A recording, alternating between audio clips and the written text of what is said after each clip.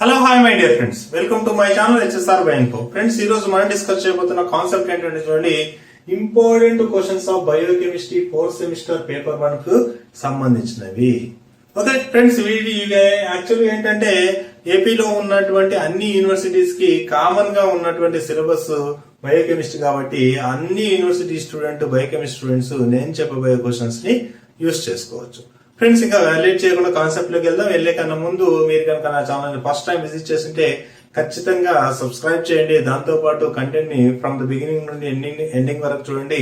చూసి మీరు ఏం చేస్తారంటే నోట్స్ అనేది రాసుకోండి.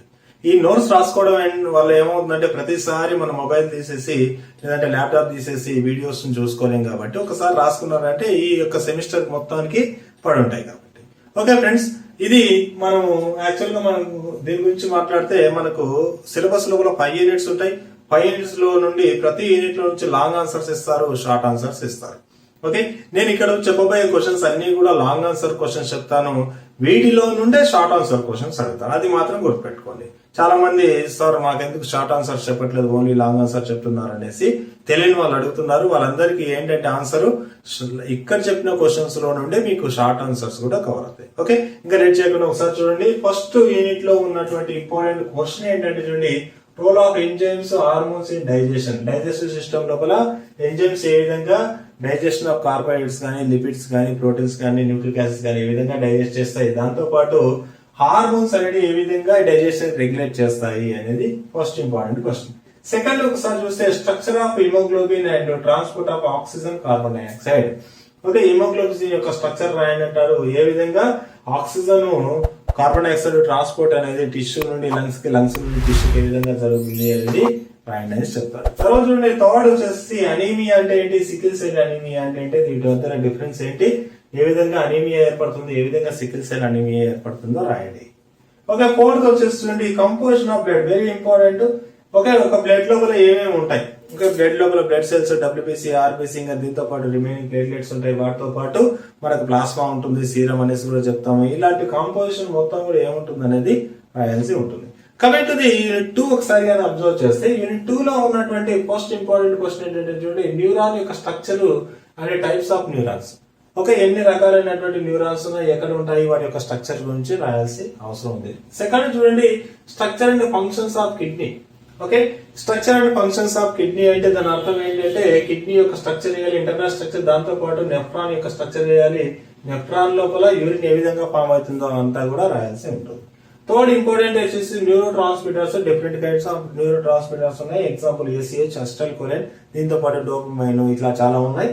వాటి గురించి, వాటి యొక్క ఫంక్షన్, వాటి ఏ విధంగా హెల్ప్ చేస్తాయనేది రాయాల్సి ఉంటుంది. తర్వాత చూడండి, రిఫ్లెక్స్ టైప్స్ అండ్ ప్రాపర్టీస్. ఏ విధంగా సిగ్నల్ ట్రాన్స్డక్షన్ లోపల రిఫ్లెక్షన్ అనేది జరుగుతుంది, రిఫ్లెక్ట్ అనేది టైప్స్ ఏ విధంగా ఉంది, దాని గురించి రాయండి అంటాడు.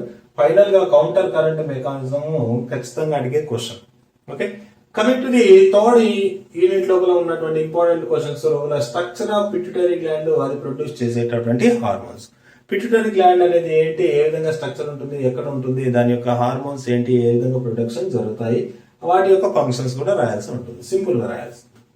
సెకండ్ వచ్చేసి క్లాసిఫికేషన్ ఆఫ్ హార్మోన్స్. హార్మోన్స్ చాలా రకాల క్లాసిఫికేషన్ చేసినారు, బేస్డ్ ఆన్ డిఫరెంట్ ఫంక్షన్స్ కావచ్చు, వాటి యొక్క స్ట్రక్చర్ కావచ్చు, దాని యొక్క కంపోజిషన్ కావచ్చు, ఆ యొక్క క్లాసిఫికేషన్స్ అన్ని కూడా రాయాలి. తర్వాత చూడండి, signal transduction pathways of estrogen, progesterone. Actual గా సిగ్నల్ ట్రాన్స్డక్షన్ పాత్వేస్ అంటారు కానీ యాక్చువల్ గా ఈస్ట్రోజన్, ప్రొజెస్టెరాన్ అంటే ఫీమేల్ యొక్క రిప్రొడక్షన్ లో ఇన్వాల్వ్ అయ్యేటటువంటి హార్మోన్స్ యొక్క రోల్ ఏంటి, ఎప్పుడు ఏవి రిలీజ్ అవుతాయి అనే దాని గురించి ఇది యాక్చువల్ గా చెప్తుంది. తర్వాత చూడండి, పారాథైరాయిడ్ అండ్ థైరాయిడ్ గ్లాండ్ యొక్క హార్మోన్స్ ఏంటి, అవి ఏ విధంగా ఫంక్షన్ చేస్తాయి బాడీ లోపల, ఒకవేళ అవి డెఫిషియెంట్ అవుతే వచ్చే డిసీజెస్ ఏంటి, ఇది యాక్చువల్ గా మనకున్నటువంటి థర్డ్ యూనిట్ లో ఉన్నటువంటి 4 ఇంపార్టెంట్ క్వశ్చన్స్. ఓకే, ఇంకా 2 యూనిట్స్ మిగిలినాయి, 4th and 5th. Friends, 4th and 5th చూసే కన్నా ముందు ఒక చిన్న ఇన్ఫర్మేషన్ ఏంటంటే చూడండి, మన ఛానల్ కి సంబంధించినటువంటి అన్ని ఇన్ఫర్మేషన్స్ మనం టెలిగ్రామ్ ఛానల్లో కూడా అప్లోడ్ చేయడం జరుగుతుంది.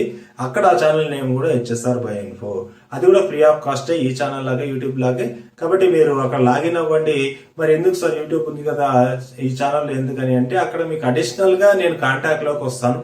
ఓకే, దాంతో పాటు నేను లెసన్స్ కు సంబంధించిన జువాలజీకి మెజారిటీ ఆఫ్ జువాలజీ స్టూడెంట్స్ కి ఏంటంటే మెటీరియల్ అనేది ప్రొవైడ్ చేయడం జరుగుతుంది. జార్జీలో ఉన్నటువంటి concept maximum biotechnology, bio informatics కావచ్చు, తర్వాత మైక్రోబయాలజీ కావచ్చు, తర్వాత ది యొక్క బయోకెమిస్ట్రీ కావచ్చు, వీటిలో కూడా ఉన్నాయి. కాబట్టి మీరు నన్ను రిక్వెస్ట్ చేశారంటే ఖచ్చితంగా వాటిని నేను పంపించడం జరుగుతుంది. తర్వాత ప్రతి యూనివర్సిటీస్ యొక్క అప్డేట్స్, దాంతో పాటు ఎప్పుడు ఎగ్జామ్స్ ఉంటాయి, ఏ విధంగా ప్రిపేర్ అవ్వాలి, ఇలాంటి అన్ని ఇన్ఫర్మేషన్ అనేది టెలిగ్రామ్ ఛానల్లో అనేది నేను ప్రొవైడ్ చేస్తాను. కాబట్టి అక్కడ కూడా మీరు లాగిన్ అవ్వండి, మోర్ బెనిఫిట్స్ అనేది పొందండి. ఓకే, ఇప్పుడు 4th, 5th ఏ విధంగా ఉన్నాయి ఒకసారి అబ్జర్వ్ చేద్దాం. ఒకసారి చూడండి, యూనిట్ 4 లో ఉన్నటువంటి 5 ఇంపార్టెంట్ క్వశ్చన్ ఏంటంటే చూడండి, calorimetric value determination by bomb calorimeter.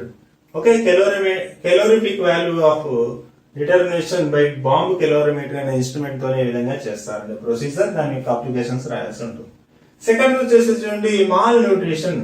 Okay, nutrition deficiency, దాని వల్ల వచ్చేటటువంటి క్యాషియోటర్, తర్వాత మరాస్మర్స్, తర్వాత పిఎఫ్ఎం అనేసి ఇవి ఉన్నాయి. వీటి గురించి రాయాల్సిన అవసరం ఉంది. తర్వాత చూడండి, బిఎంఆర్ అంటే ఏంటి, తర్వాత ఎలాంటి ఫ్యాక్టర్స్ దాని మీద ఎఫెక్ట్ చేస్తున్నాయి, ఫ్యాక్టర్స్ ఎఫెక్టింగ్ ఆన్ బిఎంఆర్ అనేసి అర్థం. 4th ఇంపార్టెంట్ చూడండి, energy requirement for children and pregnant women. Okay, childrens గా ఉన్నప్పుడు ఎలాంటి ఎనర్జీ ఫుడ్ ఇవ్వాలి, ప్రెగ్నెంట్ గా ఉన్నప్పుడు ఎలాంటి ఫుడ్ అనేది ఇవ్వాలి, ఎందుకు ఇవ్వాలి అనేది దానికి ఆన్సర్స్ రాస్తే సరిపోతుంది. తర్వాత చూడండి, 5th చూస్తే వాటర్ సాల్యుబుల్ విటమిన్స్ అంటే ఏంటి, వాటి యొక్క రోల్ రాయండి, ఏ విధంగా సెన్సెస్ జరుగుతాయి, ఎక్కడ ఉంటాయి, ఏ విధంగా ఫంక్షన్ చేస్తాయి, దాని యొక్క ఇంపార్టెన్స్ రాస్తూ ఒకవేళ ఇవి డెఫిషియన్స్ అయితే వచ్చే డిసీజెస్ గురించి రాయమంటాడు. ముఖ్యంగా C vitamin and B complex వస్తుంది. బి కాంప్లెక్స్ లోపల చాలా విటమిన్స్ ఉంటాయి, వాటి గురించి రాయండి అనేసి అర్థం. ఓకే, తర్వాత చూడండి, 5th లాస్ట్ యూనిట్ గా మనం అబ్జర్వ్ చేసాము అంటే ఫస్ట్ ఇంపార్టెంట్ క్వశ్చన్ ఏంటంటే serum enzymes in liver diseases. Okay, liver diseases ఏదైనా వచ్చినప్పుడు, లివర్ డిసీజ్ వచ్చినప్పుడు బ్లడ్ యొక్క సీరం లోపల కొన్ని ఎంజైమ్స్ అనేది ఎలివేట్ అవుతాయి. వాటిని ఏ విధంగా కనుక్కుంటాం, ఏ ఎంజైమ్స్ ఎలివేట్ అవుతాయి అనేది ఫస్ట్ క్వశ్చన్. తర్వాత రీనల్ ఫంక్షన్ టెస్ట్. రీనల్ అంటే యాక్చువల్ మన కిడ్నీ.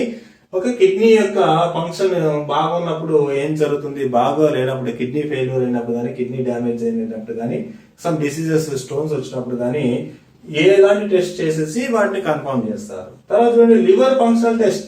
ఓకే, లివర్ ఏ విధంగా ఫంక్షనల్ గా ఉందా లేదా, ఏమైనా డిసీజ్ వచ్చిందా, ఎలాంటి కండిషన్ లో ఉందా అనేది లివర్ యొక్క ఫంక్షన్ తెలుసుకోవడం చేసే టెస్ట్లు ఉన్నాయి.